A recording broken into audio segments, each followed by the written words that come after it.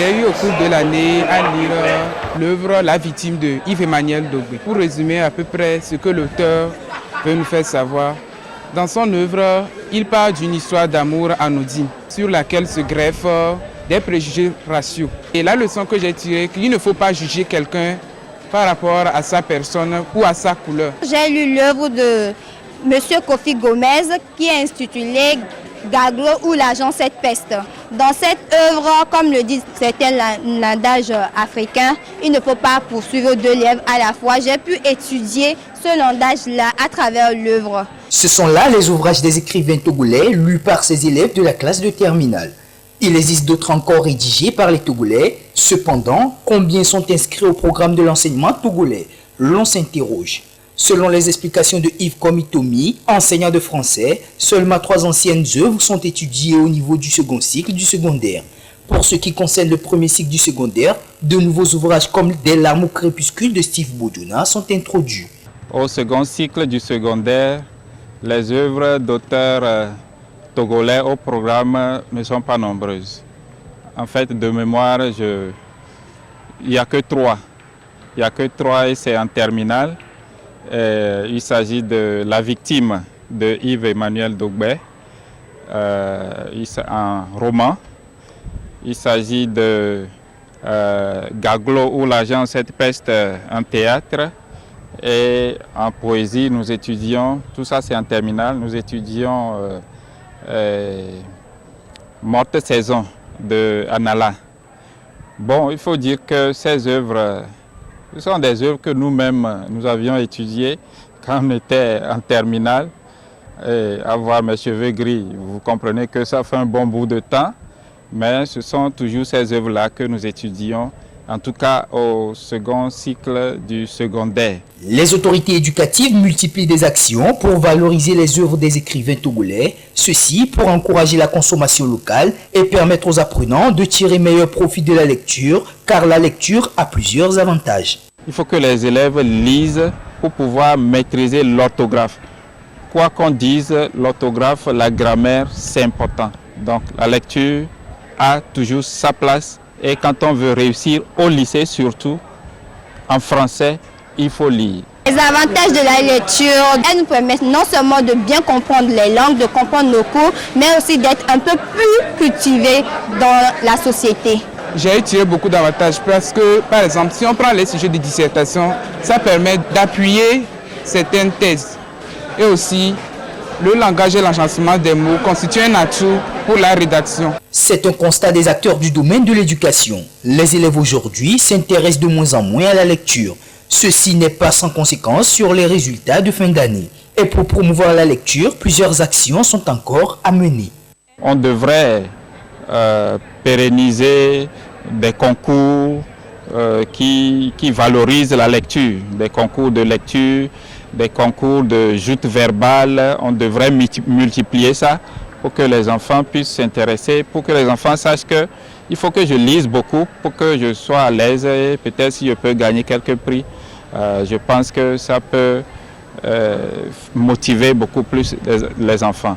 Introduire les œuvres des écrivains togolais au programme de l'enseignement, c'est les encourager à faire davantage et des initiatives devront être prises dans ce sens.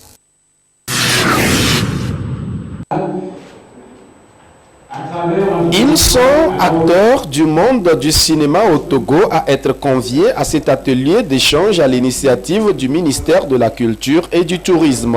La rencontre vise essentiellement à discuter des modalités pratiques d'élaboration du projet de décret portant attribution, organisation et fonctionnement du Fonds national de soutien à l'industrie cinématographique et audiovisuelle FONSICA. Le Togo était un des pays qui n'avait pas de code, qui n'avait pas de loi qui puisse encadrer bien les secteurs.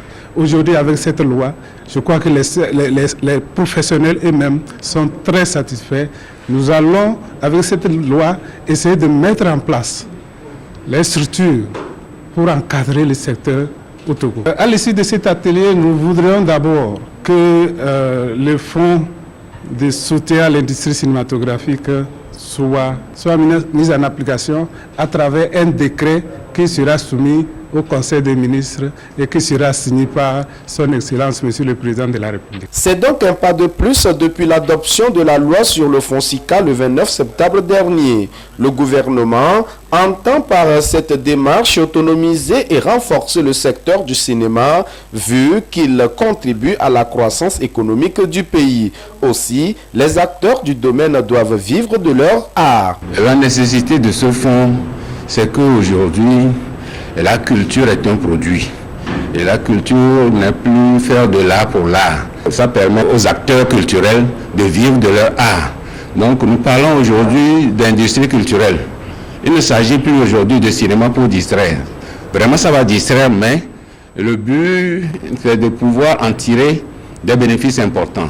Lorsqu'on met en place la subvention, de quelle subvention il s'agit, c'est-à-dire la forme juridique, et quelles sont les personnes bénéficiaires, quelles sont les modalités d'octroi, les modalités de décaissement. Donc voilà un peu de tout que nous allons discuter.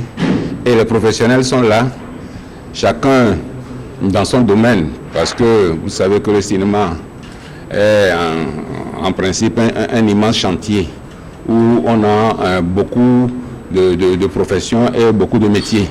Il y a les producteurs, il y a les réalisateurs, il y a les monteurs, donc il y a ceux qui font la promotion et ceux qui font aussi de la diffusion. Et toutes ces corporations-là sont là pour discuter et en parler.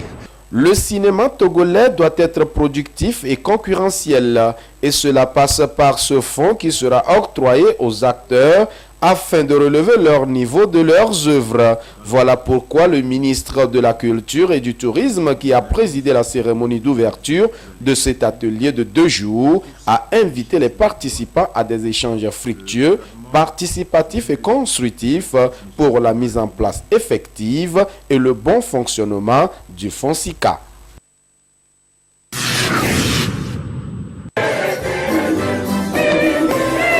C'est l'un des secteurs clés qui contribue d'une manière conséquente au développement socio-économique du Togo.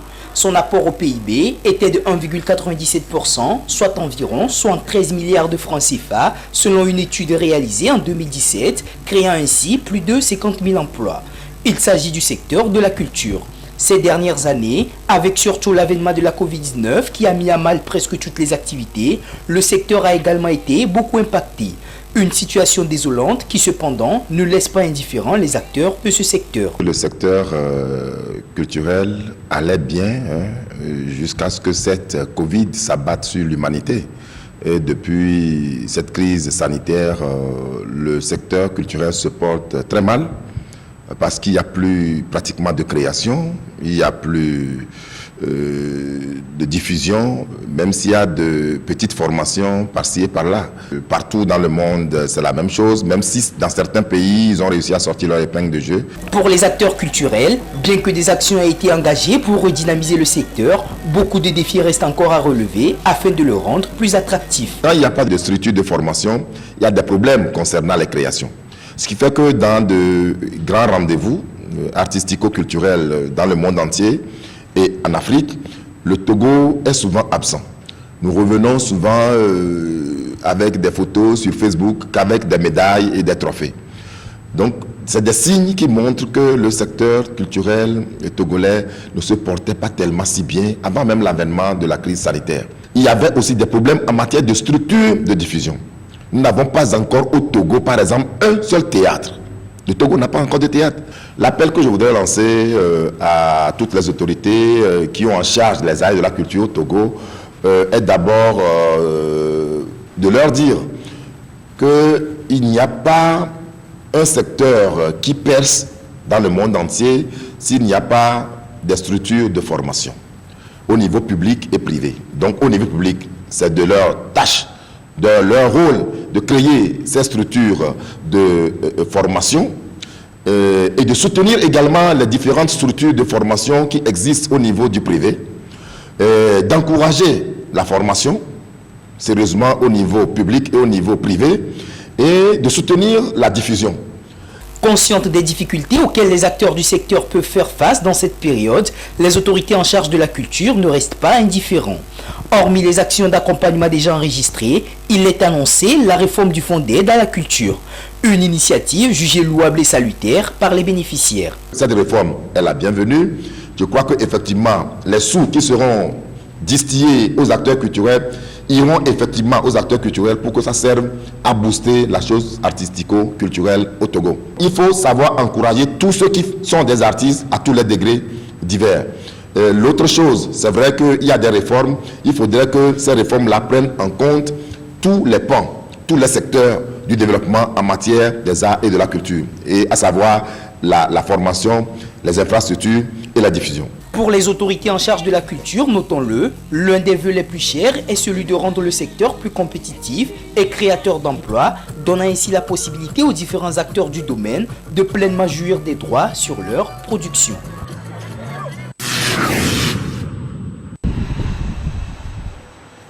Les portables et les ordinateurs rendent de multiples services aux utilisateurs. Cependant, rester longtemps accroché à l'écran n'est pas sans conséquences. Selon les spécialistes, il y a d'énormes risques et des dangers auxquels les utilisateurs s'exposent à long terme. Généralement, les écrans myopisent les yeux. C'est-à-dire que la vision de près, elle est bien, mais la vision de loin ou d'un peu plus loin, elle est plus compliquée. Donc, dans tous les cas, porter une bonne correction optique. Tu vas voir un enfant de 8 ans, de 7 ans, comme ça, porte des verres médicaux. Et souvent, on les achète, les jeux vidéo, là, ils restent sur l'écran. Il faut passer des heures comme ça, cela agit sur leurs yeux. Pourtant, nous, les parents, nous pensons que nous sommes en train de leur chercher du bien, mais pourtant, c'est la maladie qu'on est en train d'acheter à long terme. Pour éviter toute surprise désagréable, les ophtalmologistes recommandent d'adopter des mesures de protection en cas de surexposition. Les écrans aujourd'hui sont présents dans notre vie au quotidien et ça on ne peut rien. Mais il existe quand même des mesures de prévention et de précaution. Généralement, qu'est-ce qu'on préconise? Il ne faudrait pas passer plusieurs heures d'affilée devant un écran. Après 2 ou 3 heures, vous pouvez vous octroyer un petit temps, quelque chose de 5 à 10 minutes, pour prendre un petit café et puis revenir. Bon, parfois c'est compliqué. Comme on est peut-être dans une banque, on n'a peut-être pas le temps. Donc on passe les 4 heures, les 5 heures, les 6 heures devant l'écran. Dans ce cas, il faudrait une protection des yeux. Donc une prescription donc, de verres correcteurs. L'œil est un organe sensible et fragile. Il mérite une attention particulière car la vue, c'est la vie. Évitez également l'automédication en cas de maladie ou de malaise au niveau des yeux.